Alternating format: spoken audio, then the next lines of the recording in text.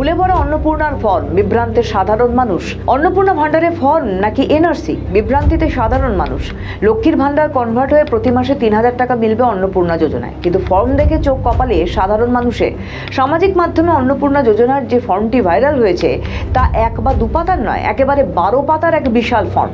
আর তা নিয়েই তৈরি হয়েছে তীব্র বিতর্ক ও বিভ্রান্তি। এই ফর্মের সবথেকে বড় অসঙ্গতি হলো এর প্রথম পাতাটি, কারণ ফর্মের প্রথমেই নেই আবেদনকারীর নাম। অবাক লাগলেও সত্যি, ফর্মে প্রথমেই আবেদনকারী মহিলার নামের বদলে চাওয়া হয়েছে পরিবারের প্রধানের নাম। ৩,০০০ টাকার ভাতার সাথে শিশুর পোলিও বা হামের টিকাকরণ কিংবা শিশু কোন স্কুলে বা মাদ্রাসায় পড়ছে তার কি সম্পর্ক তা বুঝতেই পারছে না কেউ। ফর্মে পুরো পরিবারের জমি ও গাড়ির হিসেব চাওয়া হয়েছে। যৌথ পরিবারে বড় ভাইয়ের দামি গাড়ি বা জমি থাকলে একই ভিটেই থাকা দরিদ্র ও ছোট ভাইয়ের স্ত্রী কি তবে ৩,০০০ টাকা থেকে বঞ্চিত হবেন? ধরুন একটি যৌথ পরিবারে ৩ ভাই একই ভিটে আলাদা ঘরে থাকেন। বড় ভাই অর্থনৈতিকভাবে সচ্ছল, তার একটি দামি গাড়ি বা পারিবারিক সূত্রে বড় জমি আছে, কিন্তু ছোট ভাই অত্যন্ত গরিব, তার স্ত্রী হয়তো লোকের বাড়ি কাজ করেন। এখন ফর্মে যখন পুরো পরিবারের জমি বা গাড়ির হিসেব চাওয়া হবে, তখন বড় ভাইয়ের সচ্ছলতার কারণে কি ওই গরিব ছোট ভাইয়ের স্ত্রী অন্নপূর্ণা ভান্ডারে ৩,০০০ টাকা থেকে বঞ্চিত হবেন?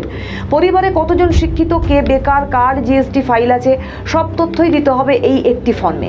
শুধু আধার বা ভোটার কার্ডই নয়, ফর্মে পরিবারের প্রত্যেক সদস্যের প্যান কার্ডের নাম্বার, কেউ জিএসটি ফাইলের আওতাভুক্ত কিনা এবং কারো হেলথ ইন্স্যুরেন্স বা মেডিক্লেম আছে কিনা তারও প্রিমিয়ামের বিবরণ সহ সমস্ত ডেটা চাওয়া হয়েছে। মুখ্যমন্ত্রী ও সরকারি সূত্র অনুযায়ী এটি শুধুমাত্র অন্নপূর্ণা ভান্ডারের ফর্ম নয়। এই ১২ পাতার ফর্মে তথ্য দিলে আগামী দিনে আয়ুষ্মান ভারত, প্রধানমন্ত্রী আবাস যোজনা সহ একাধিক সরকারি প্রকল্পের সুবিধা মিলবে। কিন্তু প্রশ্ন উঠছে, তাহলে ফর্মের উপরে পরিষ্কার করে সব প্রকল্পের নাম লেখা নেই কেন? সাধারণ মানুষ তো ভাবছেন এটি শুধুই ৩,০০০ টাকার ফর্ম। ১ তারিখ থেকে অনলাইন প্রক্রিয়া শুরু হওয়ার কথা থাকলেও এই জটিল ফর্ম নিয়ে ক্ষোভ বাড়ছে। মানুষের দাবি, লক্ষ্মীর ভান্ডারের মতো একেও সহজ করা হোক বা বাড়ি বাড়ি গিয়ে সরকারিভাবে স্ক্রুটিনি করা হোক। অন্নপূর্ণা যোজনার ৩,০০০ টাকা করে কারা পাবেন সেই বিষয়ে একটি ফর্ম সামাজিক মাধ্যমে এসে গেছে ঠিকই, যদি অনলাইনে এখনো পূরণ করার মতো ব্যবস্থা গ্রহণ করা হয়নি। ১ তারিখের পর থেকে হবে। মন্ত্রী অগ্নিমিত্রা পল বলেছিলেন অত্যন্ত সহজ হবে এই অন্নপূর্ণা যোজনার যে ফর্ম ফিল আপের পদ্ধতি।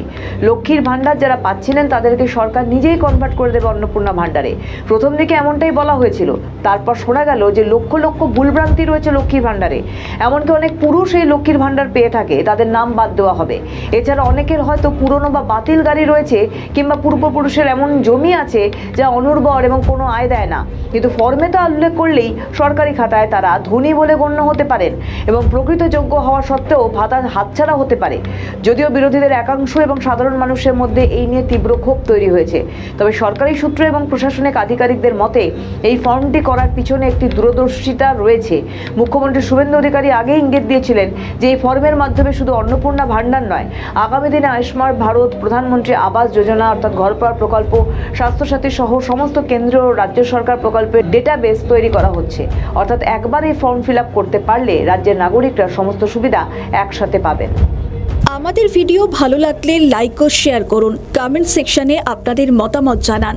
আরও ভিডিও পেতে আমাদের চ্যানেলটিকে সাবস্ক্রাইব করুন এবং প্রতি মুহূর্তে খবরের আপডেট পেতে প্রেস করুন বেল আইকন।